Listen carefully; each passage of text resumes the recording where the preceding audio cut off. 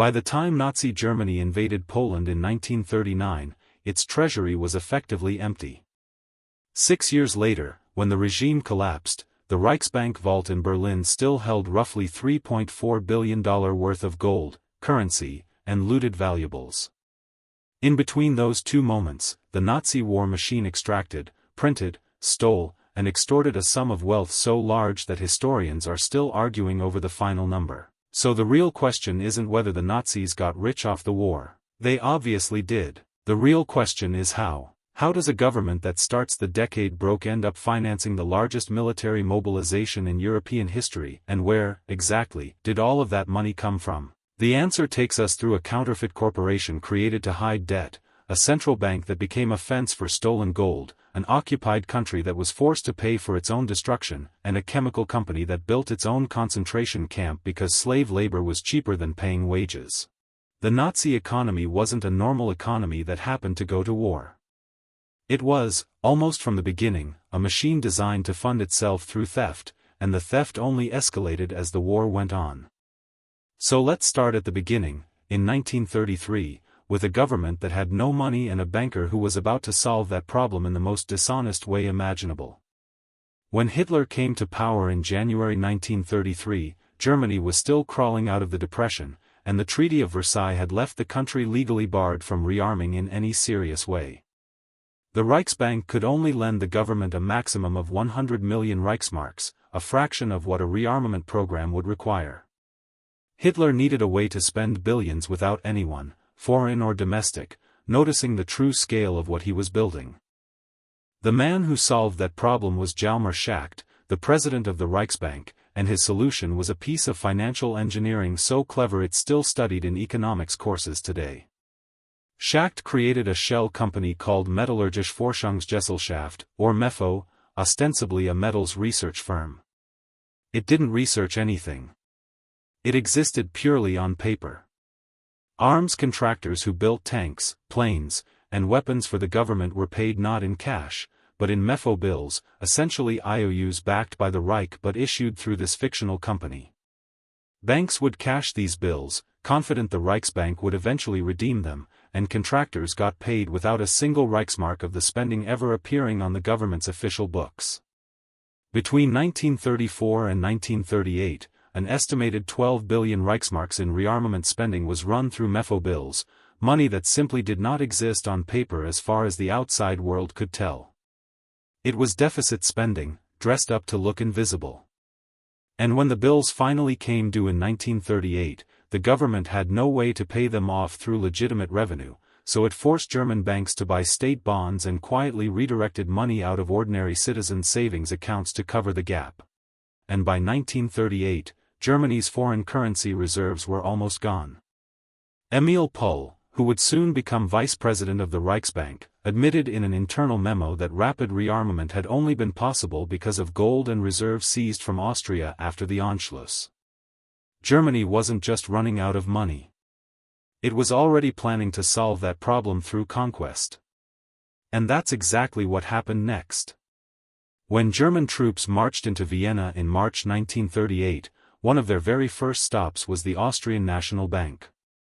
Whenever the Wehrmacht occupied a new country for the rest of the war, seizing the central bank's gold reserves became standard operating procedure, executed almost as quickly as taking the airport. Over the following years, Nazi Germany expropriated an estimated $550 million in gold directly from foreign government reserves, including $223 million from Belgium and $193 million from the Netherlands alone, and that figure doesn't even count gold and valuables stolen from private citizens and companies. All of it flowed into the Reichsbank, where it was melted down, re-stamped, and laundered, often with its origins deliberately disguised so it could be sold as ordinary German gold. This gold became Germany's lifeline to the outside world. Because much of Europe refused to accept the Reichsmark as payment for anything, Germany needed hard currency and gold to buy the raw materials it couldn't produce domestically: tungsten from Spain and Portugal, ball bearings from Sweden, chromium from Turkey. Switzerland became the essential middleman in this arrangement. Between 1938 and 1945, the Swiss National Bank purchased over 1,200 tons of gold from the Reichsbank, and a later Swiss government commission, the Bergier Commission, estimated that a substantial share of it, quite possibly close to half, had been looted. Switzerland's neutrality kept the wheels of the Nazi war economy turning, converting stolen gold into the hard currency Germany needed to keep buying weapons-grade materials from countries that would never have dealt directly with Berlin. But looting foreign central banks was only the beginning, because at the same time this was happening, an entirely different and far darker campaign of extraction was underway inside Germany itself, aimed not at foreign governments but at German Jews. In April 1938, the regime ordered every Jewish citizen with assets over 5,000 Reichsmarks to formally register their wealth with the state. By the end of July, roughly 700,000 people had complied, disclosing what amounted to about 7 billion Reichsmarks in property, businesses, jewelry, and savings, a registry that existed for exactly one purpose: to make confiscation efficient. This process, euphemistically called Aryanization, forced Jewish business owners to sell their companies to non-Jewish buyers at a fraction of their real value, often to men who would go on to become some of post-war Germany's wealthiest industrialists. After the Kristallnacht pogrom in November 1938, the regime didn't stop at seizing property. It fined the entire Jewish population of Germany 1 billion Reichsmarks as collective punishment for the violence the Nazis themselves had orchestrated against them, and forced Jews trying to flee the country to surrender the bulk of whatever wealth they had left through a punitive emigration tax.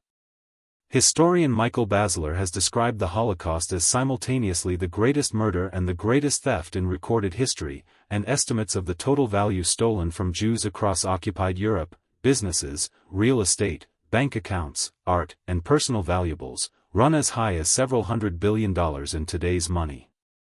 This wasn't a side effect of persecution. The theft and the persecution were the same policy, executed by the same bureaucracy, often down to the same paperwork. By September 1939, Germany was at war, and the financial appetite of the regime grew to a scale that made even the Mefo bills and the Aryanization campaigns look modest. Once German troops occupied a country, the occupied population wasn't just stripped of its resources, it was made to formally pay for its own subjugation. Nowhere was this more extreme than in France. Under the terms imposed after the 1940 armistice, France was required to pay Germany a fixed daily sum in occupation costs, ostensibly to cover the expense of the German troops stationed there. The rate started at 400 million francs a day and climbed as high as 500 million francs a day by 1943, a figure so enormous that German administrators reportedly couldn't even find ways to spend all of it. According to economists Filippo Aquino, Kim Osterlink, and Eugene White, who reconstructed these transfers in detail, France handed over 479 billion francs to Germany between 1940 and 1944. And by 1943 these payments alone equaled roughly 55% of the entire French economy's output for that year. Economic historian Alan Milward estimated that across the full course of the war, Germany extracted resources from all of its occupied territories equal to about 40% of what it raised through its own domestic taxation, and of that occupied country total, 42% came from France alone. France, in effect, became one of the primary financiers of its own occupation, and of the German war effort more broadly, through a system explicitly designed to charge a defeated nation for the privilege of being conquered. Now, even with the gold, the Aryanization campaign, and the occupation levies, the German war economy still needed one more input to keep functioning as Allied bombing crippled its factories and its own men were pulled away to fight, and that input was human labor, obtained by force. Beginning in 1939 and accelerating dramatically after the invasion of the Soviet Union in 1941, the regime deported millions of civilians from occupied territories to work inside Germany. By August 1944, official Reich records counted 7.6 million foreign workers and prisoners of war laboring inside German borders, representing roughly 1 in 5 workers in the entire German economy at that point in the war. Historians estimate that across the full conflict, somewhere between 12 and 13.5 million people were forced into labor inside the German Reich itself, and when you include forced labor across all of occupied Europe, the number climbs past 20 million. These workers were not paid market wages. Many were paid almost nothing, and hundreds of thousands, particularly Soviet prisoners of war and concentration camp inmates, were worked to death under conditions explicitly designed to extract maximum output before they died. This is where private German industry enters the story directly, because forced labor wasn't just a state program. It was a business arrangement between the SS and some of the largest corporations in the country. The chemical conglomerate IG Farben, once the largest company in Europe, built its own concentration camp, known as Monowitz or Auschwitz III, directly on the grounds of its synthetic rubber factory near Auschwitz. The SS charged Farben a daily fee for each prisoner, roughly 3 Reichsmarks a day for unskilled labor, and the company worked those prisoners so hard, on so little food, that the average life expectancy inside the camp was measured in months. Around 30,000 people died there. IG Farben wasn't unique. Companies like Bayer conducted medical experiments on camp inmates. Volkswagen, Siemens, and dozens of other firms whose names are still on shelves and showroom floors today relied on slave labor sourced directly from the concentration camp system.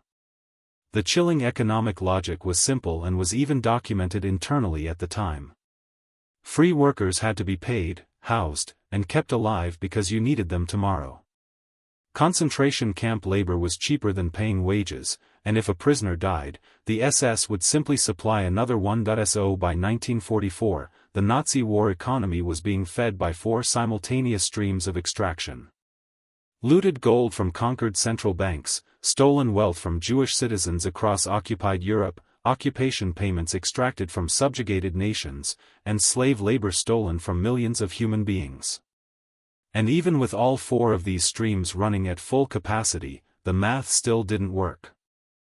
One post-war German economic analysis estimated the total cost of fighting World War II to Germany at roughly 510 billion Reichsmarks, and even after accounting for the roughly 50 billion Reichsmarks effectively financed through occupied countries, the remaining burden was still catastrophic relative to Germany's actual economic output. The regime was, in the most literal sense, spending money it did not have and papering over the gap with theft, and by 1945 the currency itself was becoming worthless, propped up only by wage and price controls that suppressed the inflation that should, by every normal economic law, have already destroyed it. When Berlin fell in April 1945, SS officers made one final attempt to extract value from the system, raiding the Reichsbank's vaults for cash, diamonds, and bonds, leaving the heavier gold behind because they needed to move fast, and flying what they could grab out to Austria before the regime collapsed entirely. So how much did the Nazis actually make during the war? There is no single clean number, because the honest answer is that almost none of it was actually earned. Billions in rearmament spending was financed through a fabricated shell company designed to hide debt from Germany's own citizens. Hundreds of millions in gold was stolen directly from the vaults of conquered nations. Billions more in wealth was extracted from German Jews through a bureaucratic campaign of registration, confiscation, and extortion that was explicitly designed to fund the regime while destroying the people it was stealing from. An entire occupied nation, France, was forced to bankroll more than half its own economic output directly into German coffers for 4 straight years. And millions of human beings were reduced to unpaid, disposable industrial inputs, worked to death by private companies that treated slave labor as simply the cheapest line item on a balance sheet. When people ask how much money the Nazis made, what they're really asking is how a bankrupt government managed to fund the deadliest war in human history, and the answer is that it never actually solved that problem.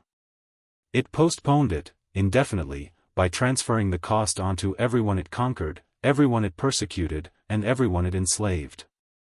The bill for World War II wasn't paid by Germany. It was paid, in gold, in property, and in human lives, by the people Germany stole from. And that's really the through line of this entire story. Every regime built on theft eventually runs out of things to steal, and when Nazi Germany finally did, in the spring of 1945, there was nothing left holding the whole system together at all. If you want to understand how the money and the machinery of the Third Reich actually worked, from the shell companies to the slave labor camps, make sure to subscribe and drop a like on this video. There's another video coming soon that picks up exactly where this one leaves off, on what happened to all of this stolen wealth after the war ended, and you will not want to miss it.